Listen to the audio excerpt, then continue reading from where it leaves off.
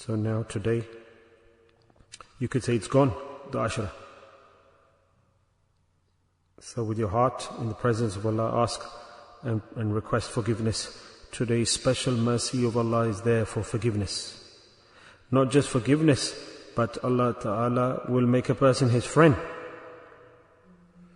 Nafs and shaitan, they do not allow the individual to go towards Allah. They say, you're pious, you haven't done any sins, you pray salah regularly.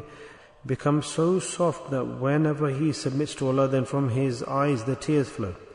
And when Allah Ta'ala creates this feeling, emotion inside us, that we ask Allah for forgiveness, and we have love for Allah, and then just they become moist, a little bit wet, your eyes.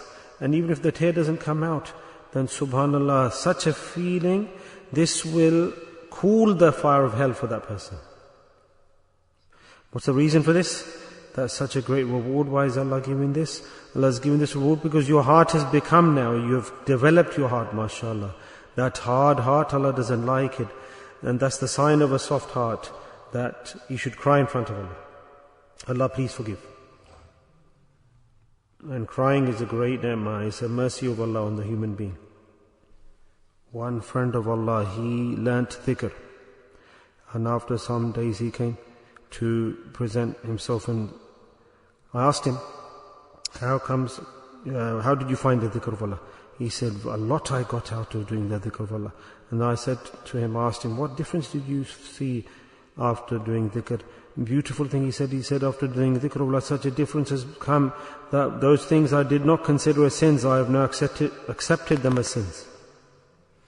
That's how much dhikr of Allah purifies the heart of a person. So if you can make a heart like this, that I've done wrong with this person, I swore at this person, I should not do this, this has happened, then consider, mashallah, that with the dhikr of Allah, that person's heart is being made.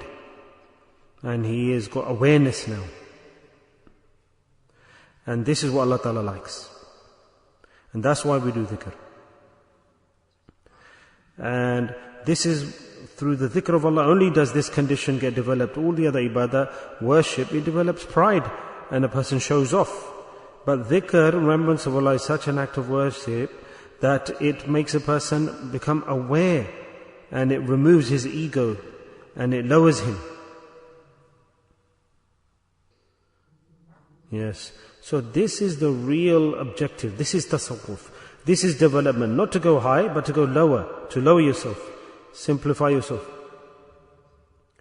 Yes, so a person who is good, he never considers anyone else lower than him. And if we can develop this awareness, then our whole society will improve. There are two types of humility, sincerity. One is that can take the person to hell and make him worse. But real humility, humbleness, is what takes a person to paradise. What's the difference in the two? Is that the human being, individual, when he tries to develop humility, he shows other people, please sit here, and he shows that he's got humility. This isn't humility. Humility is in the heart. Remember this. Gentleness, humility is in the heart. It's not by showing people. Allah has given a state to someone, he is an alim or shaykhul hadith, or he is a wali Allah, a friend of Allah, he's got high level. And humility will be within his heart. He won't start picking up people's shoes to show them that he's humble. No. Allah Ta'ala says, I've given you maqam, a status on every level. And that status I've given to you, there's a right that you have to fulfill for other people. Do you understand? This is a very, very important point I'm explaining to you. If Allah has given status to someone, he's a scholar, shaykhul hadith, he has title, he is a pious person, so we shouldn't expect that person that he should start to pick your shoes up, submit to you, lower himself. No, his humility will be different. His humility will be different. Everyone's humility is different. Everyone's gentleness, sincerity is different. Because humility is in the heart of a person. It's not through actions that they all have to be on the same level playing field. His words, his approach, his mannerism, and then, mashallah, people will consider, yes, he's a very good person, he's a good, learned person. You understand? So people will bear that witness to that. So don't look that, oh, he's humble, he's sincere, that he doesn't have humility inside, but in front of people he's showing them. That's a very dangerous person.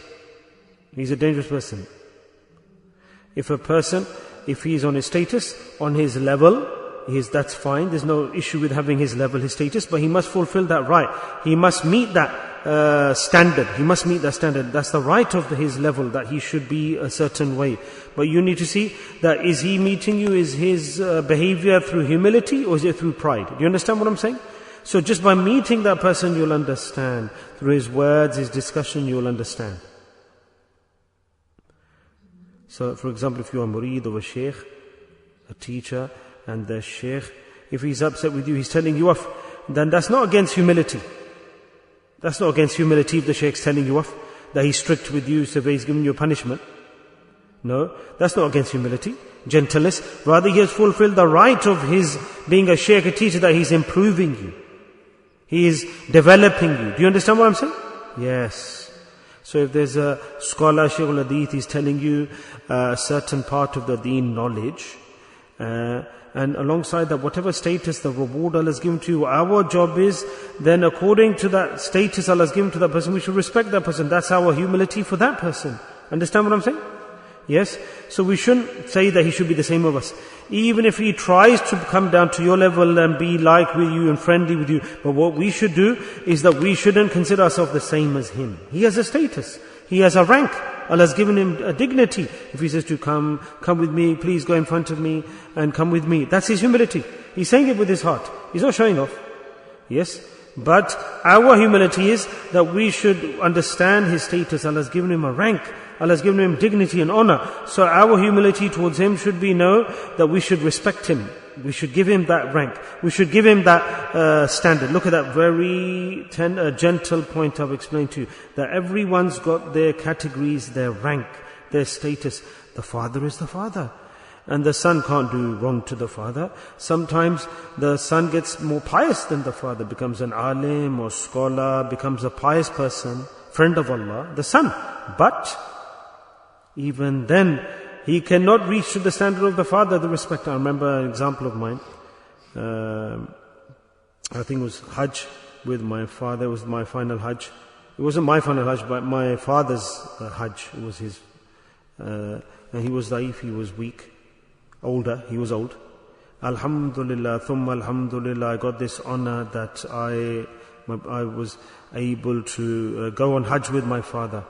And at that Hajj, my Sheikh Hazrat Garami Qadr was also there, my Sheikh, and I got ijazah, permission from Hazrat Sahib that can I take my father to do tawaf. In my heart, this will come. The Hazrat Sahib already said to me once, that go, take your father to do tawaf. So I was doing tawaf, there was a lot of rush. I took my father upstairs. I'm talking about humility here. But look at the right, how you fulfill the right of the person. So, because my father was elderly and weak, and you know when you go to do tawaf in the high levels, it's quite longer, isn't it? Because the circumference is greater. Obviously nowadays lots of people do tawaf at the top. So my father said, I will do it by foot. I don't want to sit on the wheelchair. I said, okay. So I thought after every round, I will press the legs and the feet of my father, refresh him, then I will go with him walking. So when I saw that he's getting tired, I said, sit down for a while, father, dear father. He said, is it? I said, yes, just lie down, sit on the ground. So when he lay down on the ground, and then mashallah, it was a great honor Allah gave to me. I started to, my blessed, respected father, his feet, I put my hands out and started to press his feet and legs. As soon as I started doing that, immediately he took his feet away. And I got scared that maybe my dad's upset with me. And I said to my father, respected, why are you doing like this? Allow me to press your feet. Have I made a mistake? He said, no. You shouldn't press my feet, my legs. Don't put your hands on my legs. I said, my father, tell me the reason. Have I done disrespect? He said, don't you know that you are the Khalifa of my Sheikh? You are the Khalifa of our Sheikh, so there's adab, respect. So he told me off. And the tears came out of my eyes. What happened then? That my father, he was my father. Doesn't matter how much I am high, status, but the father is the father, isn't it? So even though I'm pressing his legs and his feet, I thought it's an honor for me to do that. This was my humility. And look at his humility. My father, this is called humility. This is called gentleness. This is called sincerity. Do you understand the example? So for us, it's our job that these points we understand. When your heart is clean, then you understand these points. So this is humility.